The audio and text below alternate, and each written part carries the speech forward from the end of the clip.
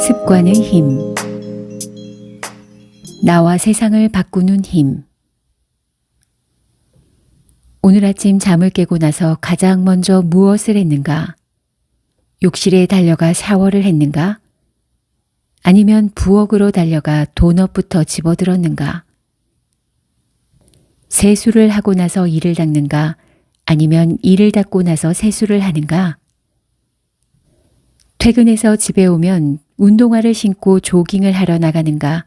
아니면 텔레비전 앞에서 저녁 식사를 하는가? 미국의 심리학자 윌리엄 제임스는 우리 삶이 일정한 형태를 띠는 한 우리 삶은 습관 덩어리일 뿐이다 라고 말했다. 우리가 매일 반복하는 선택들이 신중하게 생각하고 내린 결정의 결과물이라 여겨지겠지만 실제로는 그렇지 않다. 대부분의 선택이 습관이다. 하나하나의 습관이 그 자체로는 상대적으로 큰 의미는 없지만 매일 먹는 음식, 밤마다 아이들에게 하는 말, 저축하는지 소비하는지, 얼마나 자주 운동하는지, 생각과 일과를 어떻게 정리하는지 등이 결국에는 건강과 생산성, 경제적 안정과 행복에 엄청난 영향을 미친다. 논문에 따르면 우리가 매일 행하는 행동의 40%가 의사결정의 결과가 아니라 습관 때문이었다. 과학자들은 습관의 작동 원리, 습관을 바꾸는 방법을 조금씩 파악하기 시작했다. 습관을 바꾸는 일은 항상 쉬운 것이 아니며 금방 효과가 나타나는 것도 아니다. 그러나 습관을 바꾸는 건 가능하다. 왜 우리는 후회할 줄 알면서도 똑같은 일을 반복하는가? 습관은 운명이 아니다. 습관은 잊힐 수도 있고 변할 수도 있으며 대체될 수도 있다. 그러나 습관 고리를 찾아내는 게 중요한 이유는 어떤 습관이 형성되면 뇌가 의사결정에 참여하는 걸 완전히 중단하기 때문이다. 달리 말하면 뇌가 부지런히 활동하는 걸 멈추거나 다른 일로 관심을 돌린다. 따라서 어떤 습관을 떨쳐내려고 의식적으로 노력하지 않으며 요컨대 새로운 반복 행동을 찾아내지 않으면 그 습관 패턴이 자동적으로 전개된다. 하지만 습관이 어떻게 작동하는지 이해하고 습관 고리의 구조를 알게 되면 습관을 쉽게 변화시킬 수 있다. MIT 과학자 앤 그레이빌이 이런 말을 했다. 우리는 쥐가 미로 속을 달리는 게 습관이 될 때까지 실험을 계속했습니다. 그 후에는 아무런 보상을 주지 않는 방법으로 쥐의 습관을 끊는 실험을 해서 성공했습니다. 그런데 놀라운 사실은 시간이 한참 흐르고 나서 보상을 같은 곳에 두고 쥐를 미로에 넣으면 곧바로 옛 습관이 다시 나타난다는 겁니다. 습관은 결코 완전히 사라지지 않습니다. 우리 뇌 속에 고스란히 저장되는 거죠. 그게 우리에게 큰 도움이 됩니다. 오랫동안 휴가를 다녀와서 운전을 다시 배워야 한다면 얼마나 끔찍하겠습니까? 문제는 우리 뇌가 좋은 습관과 나쁜 습관을 구분하지 못하는 겁니다. 따라서 나쁜 습관도 항상 우리 머릿속에 숨어 있으면서 적절한 신호와 보상이 주어지기를 기다립니다.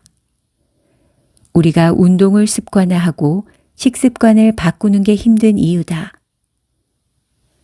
운동 삼아 달리는 것보다 소파에 편하게 앉아 지내는 습관이나 도넛 가게 앞을 지날 때마다 도넛을 사 먹는 습관에 길들면 그런 패턴이 머릿속에 자리 잡게 된다.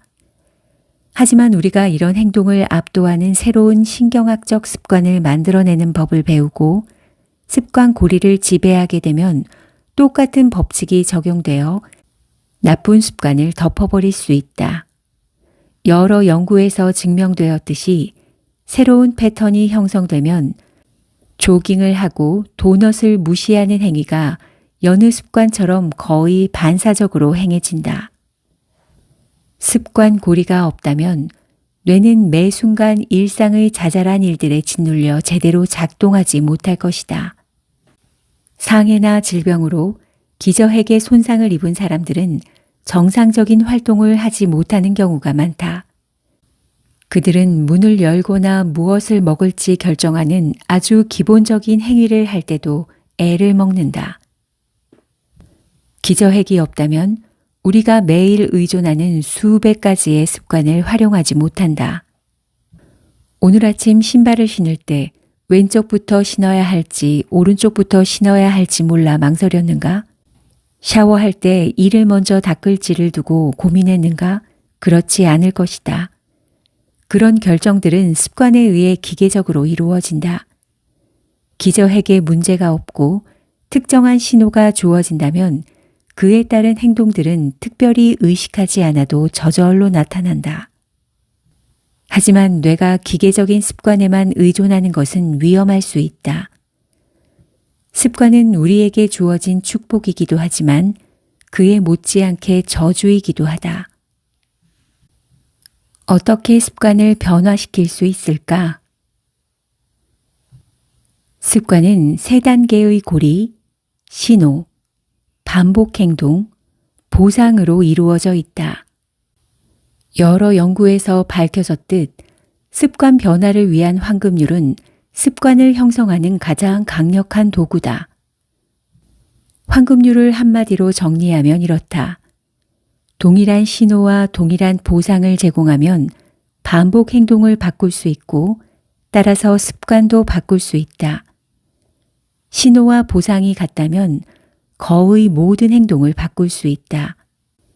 이 황금률은 알코올 중독과 비만, 강박장애 등 많은 파괴적 행동을 치료하는 데 영향을 주었다.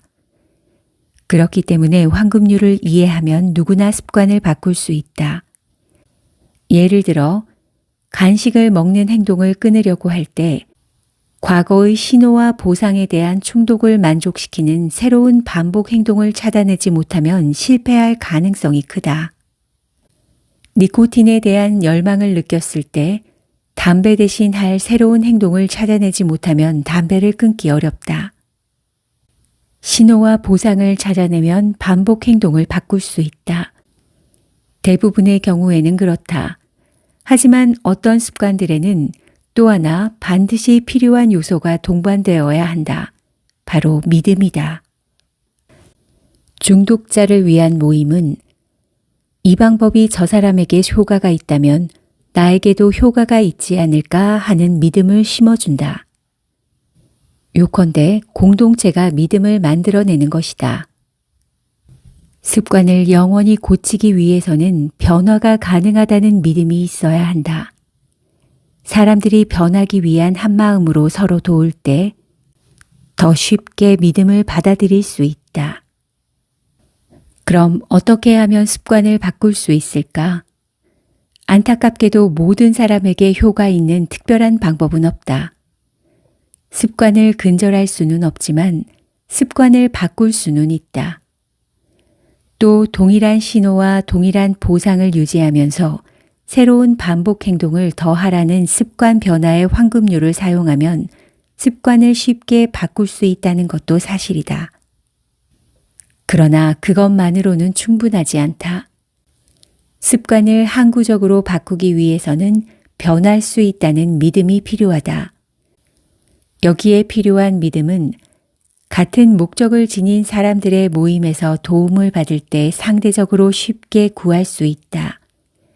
담배를 끊고 싶다면 담배에서 얻는 열망을 대신 채워줄 새로운 반복 행동을 생각해내라.